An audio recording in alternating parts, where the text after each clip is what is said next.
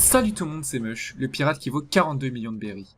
Aujourd'hui, nouvelle vidéo théorie, et on va parler d'un des méchants les plus charismatiques de One Piece. Avant de commencer, j'ai vu que mes vidéos faisaient plus de vues que le nombre d'abonnés que j'ai. Ainsi, n'hésitez pas à vous abonner afin d'augmenter ma prime officielle. Objectif 50 millions de berries. Sans plus attendre, je vous laisse avec la théorie.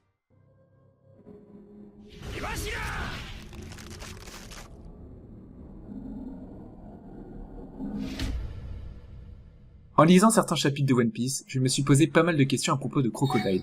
Car en effet, il y a des mystères non élucidés à propos de ce personnage. Vous vous souvenez de lui, le président du Baroque Works, avec une équipe pleine de charisme. Bon, peut-être pas lui, mais... Bon, pas elle non plus. Vous savez quoi? Laissez tomber. Crocodile était l'antagoniste principal de l'arc Alabasta.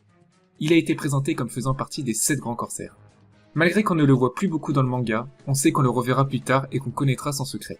Car souvenez-vous de l'arc Impel Down. Lorsqu'il se fait libérer par Luffy, Ivankov avait l'air de connaître Crocodile. Et il indique que si Crocodile les trahit, il aura de quoi le faire chanter en révélant son secret. Et on ne sait toujours pas de quoi il parle. Donc j'ai fait des recherches et je me suis posé encore une autre question. Où et comment Crocodile a-t-il eu des informations à propos de l'arme antique Pluton? Il va falloir se resituer dans le contexte pour cette théorie.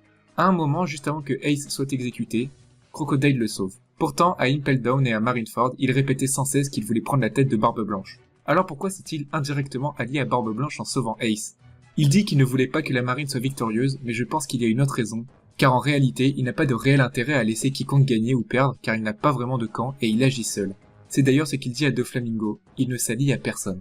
Donc je pense qu'il a sauvé Ace en mémoire de quelque chose, ou plutôt de quelqu'un. Je pense qu'il a perdu un être cher et que, tout comme Luffy, il n'a pas réussi à protéger cette personne.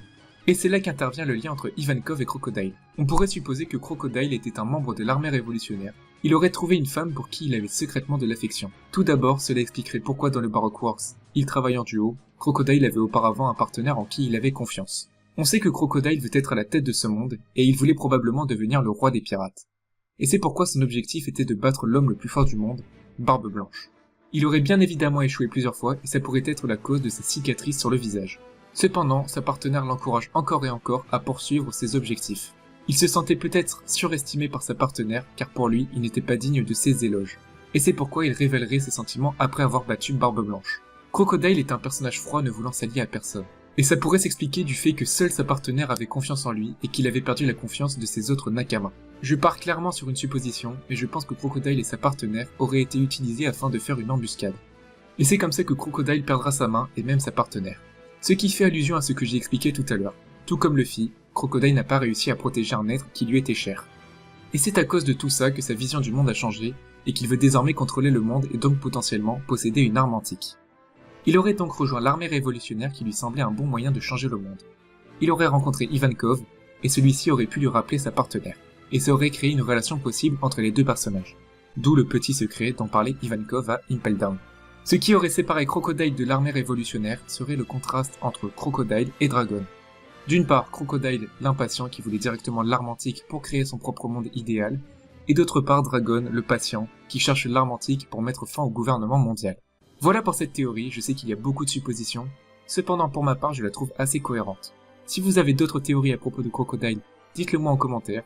Si la vidéo vous a plu, n'oubliez pas le pouce bleu. Abonnez-vous pour augmenter ma prime officielle qui est de 42 millions de berries.